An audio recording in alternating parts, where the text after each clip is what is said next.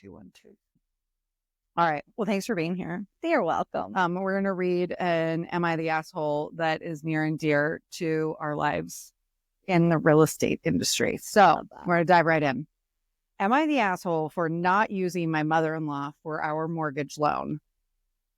My husband, 28 male, mother, works in the mortgage loan space. Not the loan space. She's a loan officer and has constantly made remarks to us along the lines of, if you buy a house, you better use me for your loan. Even before marriage, my partner told me that she would ask if I was looking to buy a house and reiterated the fact that she better be used. While we are finally we're finally purchasing a home, and we went to see her to see what kind of rate we could get. It seemed pretty standard for the current market, around 6.9% for a 15-year fixed rate. Okay. Did you hear that? Standard. Pretty standard. Can we have those? Pretty standard. Right. I've always been a proponent of shopping around and finding the best deal. I'm the more frugal one of the couple. I decided to secretly go get another meeting with a loan officer and got quoted a rate of 6.5%.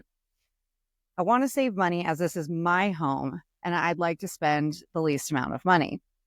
My home should have nothing to do with my mother-in-law's commission check. I finally got my husband to break, and we are going to go with the other mortgage origination company. Thank God she got him to break. This is a marriage built for a lifetime. This is her house. Okay, yes. She's already setting up the divorce. We're already like, you are the asshole train. In this rate environment, it would be kind of silly not to, right? Anyways, he finally broke the news to her, and she went full ape shit. Called us cheap, unloyal, stupid, and a plethora of other names. Girl. Okay. Wall returned my husband's calls and hasn't invited us to the 4th of July at their place. She called my husband separately and blamed me for forcing this decision. By the way, she does very well for herself. Okay. So this is the worst marriage ever. This is definitely First off, it's am I the asshole in the wifery space? Yeah, 1,000%. In the consumer shopping space, no. But she could have got her to rate match. Like, there's ways around it. That definitely was a lot of the comments was about the fact, like, well, you should have gone back and had a rate match, but maybe she shouldn't have gone in so aggressively. The mother-in-law. Yes. Like, don't forget to use me. You better use me. And now you're dead to me. Not exactly. The second she doesn't get her way.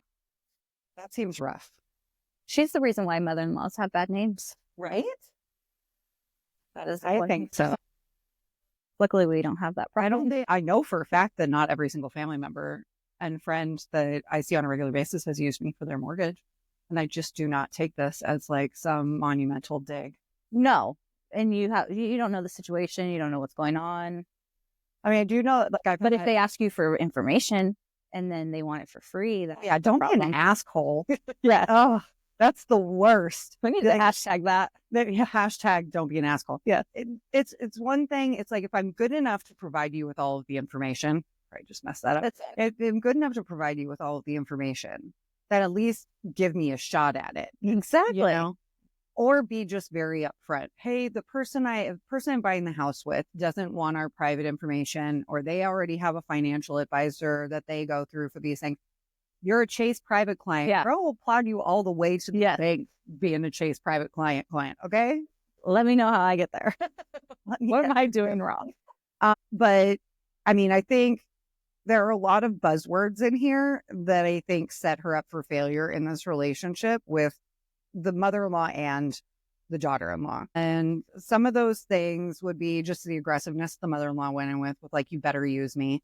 I mean, perhaps it was like a ha-ha, but it sounds desperate, and nobody wants to work with someone desperate when you're talking about your finances. Yes. Financially desperate loan officers are the most, and real estate. Yes. Real estate. Dangerous people you can encounter in this. They're only out for themselves. And they will do anything. Yes. To get a deal done. Sign documents that aren't supposed to be signed. Or like, well, you knew what your payment was when you got, I love the table, and your interest rate is different. It really shouldn't be. But sometimes you just get bombarded with a lot of documents. They get all confusing. Yeah. And then what are you going to do at the closing table? Like, well, I've already put in my notice with my landlord and my stuff is on a truck. I'm just going to not close. Yeah. Like that's the setting worst. them up. Yeah. And we've all heard these stories. This is not something like pulled from the ether. No. But, so So the mother-in-law's desperation probably put a stink on it that was not going to be overcome in any way. But at the same time, like saying that you're secretly going to do a meeting, you should be able to. Yes. And to have to break your husband.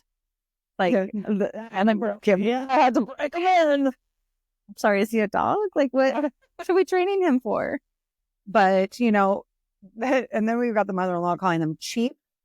I love that. That's when you know it was selfish 100%. Yeah. It wasn't out to help them. Yeah. And doesn't talk to them. Unloyal. I'm hoping that she used disloyal. And not, because if she can't call anyone else stupid if she's using words incorrectly. And just calling names in general. And I mean, it's how old are we? They're 20. So she has to be at least in her 40s, 50s. So I would hope so. Yeah.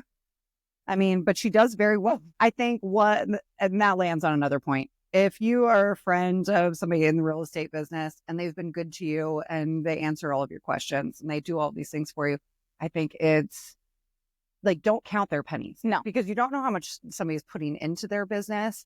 Like real estate agents, when people are like, oh, you're getting paid 3% for what? Well, first off, 30% of it goes to the tax man right out the gate. And how much of it, you have no idea how long they've been working with this person. If the lockboxes, the marketing, the photos, all of these things that they aren't paying for up front in majority of cases. No one pays for anything up front. Really? Yeah, nothing at all. The agent comes out for sellers out of pocket and then in hopes that it closes. Because guess what? If it doesn't close, they're out that money. How much are the costs like for your first year's real estate agent? $5,600 just right out just before you even close a deal. Is that like before signs? Before signs, that's just to get your MLS and not even a lockbox. That's just to get access to the MLS. And then you have to get business license in all the counties that you work. Oh, I forgot about that part. Yeah. Being a loan officer sounds pretty good right now. Yeah. It's for the state. I mean, it sounds pretty good.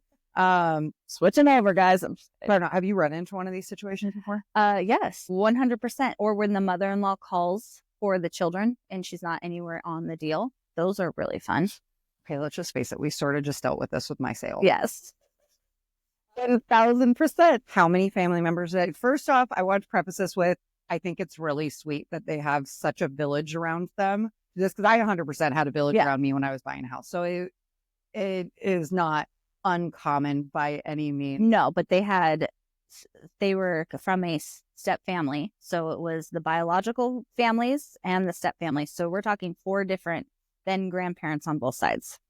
So 6 different eyes, ears, mouths. And opinions. Yes. That's the only part that I think gets really rough. Yeah. And it's hard because you want to please your family, especially if they're giving financially. But also at the end of the day, it's your house. You're the one making the payment. Yes, they're not making it for you. Yeah. At least I hope. I mean, if they are, then let them talk all the way. And sign me up. Yeah. I would like to be adopted. Yes. How do I marry? I would like to be a part of the step family. Are we taking applications?